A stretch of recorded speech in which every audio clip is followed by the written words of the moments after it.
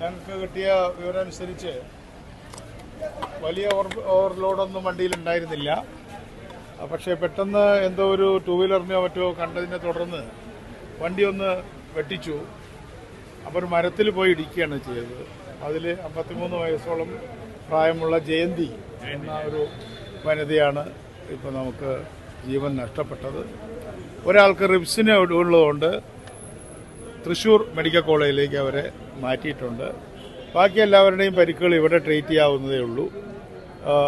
26-27 പേര് ട്രീറ്റ്മെൻറ്റ് എടുത്ത് ചിലരൊക്കെ പോയിട്ടുണ്ട്. അവരെയൊന്നും കൂടുതൽ ആശുപത്രി കിടത്തി ചികിത്സയ്ക്ക് ആവശ്യമില്ല. മാക്സിമം 8-10 പേർക്കാണ് കിടത്തി ചികിത്സ ആവശ്യമുള്ളത്. അതിൽ ടീ ഫാക്ടറിയിൽ പണിയെടുക്കുന്ന 10 ബംഗാളികളായിട്ടുള്ള തൊഴിലാളികളുള്ളതായിട്ട് മനസ്സിലാക്കിയിട്ടുണ്ട്. അപ്പോൾ അവർക്ക് പ്രത്യേകമായി അവരുടെ കാര്യം നമ്മുടെ നാട്ടുകാരെല്ലാത്തോട് ശ്രദ്ധിക്കണമെന്ന് ഞാൻ കളക്ടറോട് ചുമതലപ്പെടുത്തിയിട്ടുണ്ട്. അത്രയും കാര്യങ്ങളല്ലേ നമുക്ക് പറയാനുള്ളൂ. അവർക്ക് അതും ഇന്ന് സ്കൂൾ ലീവായതുകൊണ്ട് വിദ്യാർത്ഥികൾ കുറവായതുകൊണ്ടാണ് 72 യാത്രക്കാർ.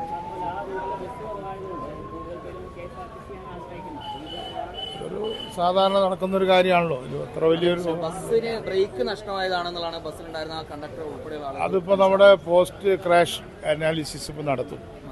അതിൻ്റെ ഒരു 5 ദിവസം എടുക്കും അതിൻ്റെ റിപ്പോർട്ട് വരാനായിട്ട്. ഞാൻ ഇപ്പോൾ ട്രാൻസ്പോർട്ട് കമ്മീഷണറോടും പറഞ്ഞിട്ടുണ്ട്. എന്ത് ആക്സിഡൻറ്റ് പറ്റിയാലും 5 ദിവസത്തിനകത്ത് അതിൻ്റെ റെസ്പോൺസിബിലിറ്റി ഫിക്സ് ചെയ്യുന്ന ഒരു പുതിയൊരു സമ്പ്രദായം നമ്മൾ കൊണ്ടുവന്നിട്ടുണ്ട്. ഒരു മരണം ഉണ്ടായല്ലോ. ഇപ്പോൾ കൊട്ടാരക്കരയിൽ 3 പേര് മരിച്ചതിനെ തുടർന്നാണ് അത് ഇപ്പോൾ നിർബന്ധമാക്കിയിട്ടുള്ളത്.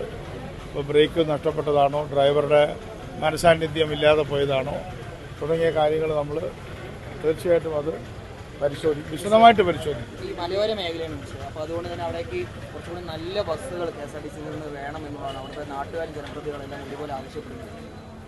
നമ്മുടെ ബസ്സുകൾക്ക് കുറവുണ്ടെങ്കിലും നമ്മൾ കഴിയുന്നത് ഇപ്പോൾ ബസ്സുകളൊക്കെ നന്നായിക്കൊണ്ടിരിക്കുകയാണ്. റീഫർബിഷ് ചെയ്യുക എന്നുള്ളൊരു പ്രോസസ്സ് കുറേ കാലമായിട്ട് ഇപ്പോൾ നടന്നുകൊണ്ടിരുന്നില്ല. അപ്പോൾ അതിൻ്റെ എൻജിനും അതുപോലെ തന്നെ അതിനെല്ലാം ഓവറോൾ ചെയ്യാന്ന് പറയില്ലേ ചെയ്തുകൊണ്ട് അതിൻ്റെ എല്ലാ പണികളും ഒരുമിച്ച് നടത്തി അതിനെ ഒന്ന് പുതുക്കി പണിയുന്നൊരു പ്രോസസ്സ് ഇപ്പോൾ 10 ബസ്സിൻ്റെ പണി അങ്ങനെ കഴിഞ്ഞു. കുറേ കാലമായിട്ട് അതൊന്നും അങ്ങനെ ചെയ്തിരുന്നില്ല. അപ്പോൾ അത്തരം കാര്യങ്ങൾ വളരെ ശ്രദ്ധിക്കുന്നുണ്ട്. അപ്പോൾ നമുക്ക് ഉള്ള ബസ് ഇറക്കാതിരിക്കാനും പറ്റില്ല. കാരണം ആളുകളുടെ നിത്യമായിട്ടുള്ള യാത്ര ഒരു പ്രശ്നമാണല്ലോ. ഇത്തരം കാര്യങ്ങളൊക്കെ നിങ്ങൾ പറയണം. അതിനുള്ള പോരായ്മകൾ ചൂണ്ടിക്കാണിക്കണം. 24 hours നമ്മളതിന് വേണ്ടിയിട്ട് ശ്രദ്ധിച്ചുകൊണ്ടിരിക്കുകയാണ്.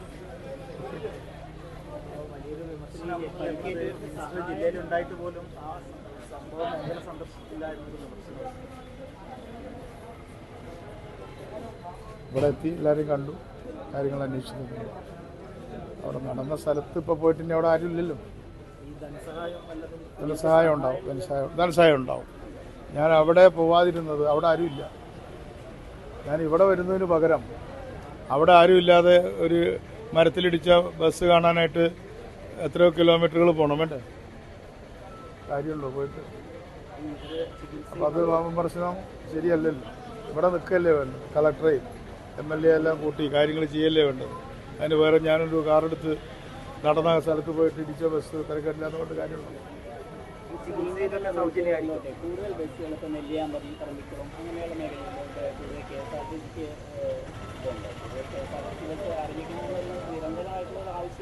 അതെ, KSRTC ബസ്സുകളുടെ കുറവുണ്ട്. നമ്മളിപ്പോൾ അതിനുവേണ്ടി ഇപ്പോൾ ഫയലുകൾ നീങ്ങിക്കൊണ്ടിരിക്കുകയാണ്. അതായത് MLA-മാരുടെ ഫണ്ടിൽ നിന്നും ബസ് വാങ്ങിച്ചു തരാനുള്ള ഒരു ഫയലാണ് ഇപ്പോൾ ഫൈനൽ സ്റ്റേജിലെത്തിയത്. രാഷ്ട്രീയ തീരുമാനമായി UDF ചർച്ച ചെയ്തു. അതേപോലെ തന്നെ പഞ്ചായത്തുകൾക്കും മുനിസിപ്പാലിറ്റികൾക്കും അവരുടെ ഫണ്ടിൽ നിന്ന് ബസ് വാങ്ങിച്ചു തരാൻ ഇപ്പോൾ പ്രൊവിഷൻ ഇല്ല. സ്കൂളിനൊക്കെ കൊടുക്കാൻ പറ്റും, നമുക്ക് തരാൻ പറ്റില്ല. അത് പറയാണ്. കോഓപ്പറേറ്റീവ് സൊസൈറ്റികൾക്ക് അവരുടെ കോമൺ ഗുഡ് ഫണ്ടിൽ നിന്ന് ബസ് വാങ്ങിച്ചു തരാനുള്ള ഫയലുകൾ നീങ്ങിക്കൊണ്ടിരിക്കുന്നുണ്ട്. മാത്രമല്ല ബസ്സുകൾ സ്പോൺസർ ചെയ്യാനുള്ള ഒരു പദ്ധതി നമ്മൾ ചെയ്യുന്നുണ്ട്. എല്ലാറ്റിനും പുറമെ ഇപ്പോൾ ഒരു 100 കോടി ഉറുപ്പിക നമ്മുടെ കയ്യിൽ കഴിഞ്ഞ പ്ലാനിൻ്റെ ഭാഗം, ഈ പ്ലാനല്ല കഴിഞ്ഞ ഗവൺമെൻറ്റിൻ്റെ പ്ലാനിൽ 100 കോടി ഉറുപ്പിക കയ്യിലുണ്ട്. അതിൻ്റെ AS വാങ്ങിച്ചുകൊണ്ടിരിക്കുകയാണ്. പുതിയ ബസ് വാങ്ങാനാണ്. അപ്പോൾ കഴിഞ്ഞ 10 വർഷത്തിനിടയ്ക്ക് വാങ്ങിയത് 1300 ബസ്സാണ് ആകെ വാങ്ങിയത്. അതാണ് ഒരു പ്രോബ്ലം. അപ്പോൾ നമ്മൾ ഈ വർഷം തന്നെ ഒരു 1000 ബസ് എങ്ങനെയെങ്കിലും നമ്മുടെ കാശ് എടുക്കാതെ തന്നെ നമ്മുടെ കാശും മറ്റുള്ളവരുടെ സഹായവും എല്ലാം കൊണ്ട് നമ്മുടെ ഫ്ലീറ്റ് നന്നാക്കുന്നതിനെക്കുറിച്ചുള്ള വളരെ ത്വരിതമായിട്ടുള്ള അന്വേഷണം നടത്തുകയാണ്. നിങ്ങളും സഹായിക്കണം. ബസ് സ്പോൺസർ ചെയ്യുന്നൊരു പദ്ധതിയെ സഹായിക്കണം. അത്ര വലിയ പൈസ ഈ ബസ്സിനില്ല. ഒരു വലിയ കാറിൻ്റെ ബസ്സേ ഉള്ളൂ. സാമാന്യമായൊരു ബസ്സിന് 30-33 ലക്ഷം രൂപ കൊടുത്താൽ നമ്മുടെ സാധാരണ നിലയ്ക്കുള്ള ഒരു ബസ് കിട്ടും. അപ്പോൾ അത് പബ്ലിക് ട്രാൻസ്പോർട്ടിലേക്ക് ആളുകളെ കൊണ്ടുവരാനും പബ്ലിക് ട്രാൻസ്പോർട്ടിലേക്ക് കോൺട്രിബ്യൂട്ട് ചെയ്യാനും ഇപ്പോൾ പ്രിയദർശിനി വലിയൊരു കാരണമായിട്ടുണ്ട്. അത് നിങ്ങളുടെ സഹായം അല്ല, മാധ്യമങ്ങളുടെ സഹായം ഞാൻ അഭ്യർത്ഥിക്കുന്നു. പാലക്കാട്ടേക്ക് വന്നത് ഈ സ്വകാര്യ ബസ് ഉടമകളുടെ ഒരു പരിപാടിയിൽ കൂടി പങ്കെടുക്കാനായിട്ടാണ്. തീർച്ചയായിട്ടും ആശങ്കകൾ മിനിസ്റ്ററെ അറിയിച്ചിരുന്നു. എന്തെങ്കിലും ആ വിഷയത്തിൽ നടപടിയായോ? ഒരു വിദഗ്ധ സമിതി പരിശോധിക്കുന്നു പഠിക്കുന്നു മിനിസ്റ്റർ എന്ന് പറഞ്ഞിരുന്നു. എന്തെങ്കിലും അതിന്റെ പ്രൊസീഡിങ്സ് അല്ല, അതിന്റെ എല്ലാ തരത്തിലുള്ള സിറ്റിംഗ്സും കഴിഞ്ഞു. അവരിപ്പോൾ ചെന്നപ്പോൾ ഞാൻ പ്രതീക്ഷിച്ചതിലധികം അവർ സമിതിയുമായിട്ട് സഹകരിക്കുകയും അവരതുമായിട്ട് നല്ല രീതിയിൽ സംസാരിക്കുകയും ചെയ്തിട്ടുണ്ട്. അപ്പോൾ നിങ്ങൾക്ക് പത്മകുമാറിനെ അറിയാലോ, ഞങ്ങളതിൽ ഇടപെടുന്നില്ല. ഞാൻ അവരെ കണ്ടിട്ടില്ല. ഒരു ജസ്റ്റ് ഒന്ന് കണ്ടതല്ലാതെ അവരുടെ കാര്യത്തിലൊന്നും ഞാൻ ഇടപെട്ടിട്ടില്ല. അവരുടെ റിപ്പോർട്ട് ഇപ്പോൾ നമുക്ക് നൽകും. ആ റിപ്പോർട്ടിൽ തീർച്ചയായിട്ടും സ്വകാര്യ ബസ്സുകളുടെ ബുദ്ധിമുട്ട് ഇതുകൊണ്ടാണെങ്കിൽ, ഈ പ്രിയദർശിനി കൊണ്ടാണ് ബുദ്ധിമുട്ടെങ്കിൽ അത് പരിഹരിക്കാനുള്ള ബാധ്യത നമുക്കുണ്ടല്ലോ. അതുള്ള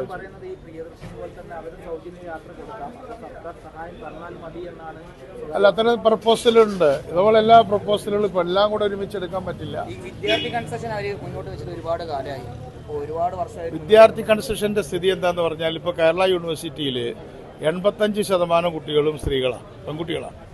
അപ്പോൾ ട്രാൻസ്പോർട്ടിൽ അവർക്ക് ഫ്രീ ആയി കഴിഞ്ഞു. പിന്നെ 15% ബാക്കിയുള്ളൂ. പ്രൈവറ്റ് സെക്ടറിൽ പോകുന്ന കുട്ടികളിൽ ഈ പറഞ്ഞ പോലെ അവർക്ക് കൺസെഷൻ ഉണ്ട്.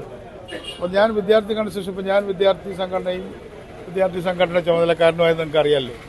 വിദ്യാർത്ഥിയുടെ കൺസെഷൻ്റെ കാര്യത്തിൽ ഏകപക്ഷീയമായൊരു തീരുമാനം എടുക്കില്ല. വിദ്യാർത്ഥി സംഘടനകളുമായിട്ടും രാഷ്ട്രീയ പാർട്ടികളുമായിട്ടും സംസാരിച്ച് കാലോചിതമായ ഒരു മാറ്റം വരുത്തുന്നതിന് ഒരു സമവായം ഉണ്ടാക്കുകയാണെങ്കിൽ എനിക്ക് വിരോധമില്ല. പക്ഷേ സമവായം ഉണ്ടാക്കാതെ ഒറ്റയടിക്ക് അത് ചെയ്യുന്നത് ശരിയുമല്ല, അത് പ്രായോഗികവുമല്ല. അപ്പോൾ അത് നിങ്ങളും ഞങ്ങളെ ഒന്ന് സഹായിക്കണം, എല്ലാവരോടും പറയണം. ചെറിയൊരു പുതിയ ബസ്സുകൾ സ്പോൺസർഷിപ്പിലൂടെ വാങ്ങാനുള്ള തീരുമാനം വന്നത് ഈ പ്രിയദർശിനി വന്നതോടുകൂടി കുറേ ഫണ്ട് സർക്കാരിന് KSRTC കൊടുക്കണം. അപ്പോൾ സ്വാഭാവികമായിട്ട് ഒരു സാമ്പത്തിക ബാധ്യത ഉണ്ട്. അതുകൊണ്ട് പുതിയ ബസ് സർക്കാർ വാങ്ങാതെ ഈ സ്പോൺസർഷിപ്പിലൂടെ കണ്ടെത്താനുള്ള തീരുമാനം അങ്ങനെയാണ്. അത് രണ്ടും തമ്മിൽ കൂട്ടിക്കൊഴിക്കേണ്ടതില്ല. പ്രിയദർശിനി എന്ന് പറയുന്നത് KSRTCയുടെ പരിപാടിയല്ല.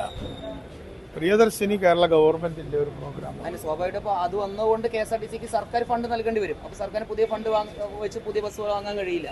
പ്രിയദർശിനി ഇല്ലാത്ത കാലത്ത് വാങ്ങിയിട്ടില്ലല്ലോ. അല്ല, കഴിഞ്ഞ സർക്കാരുകളൊക്കെ വാങ്ങിയിട്ടില്ലേ? 10 വർഷം കൊണ്ട് 1300 വണ്ടിയാണ് വാങ്ങിയത്.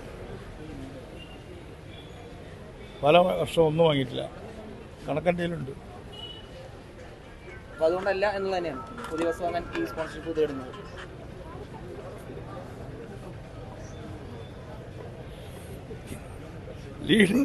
ലീഡിങ് ക്വസ്റ്റ്യനാണ്.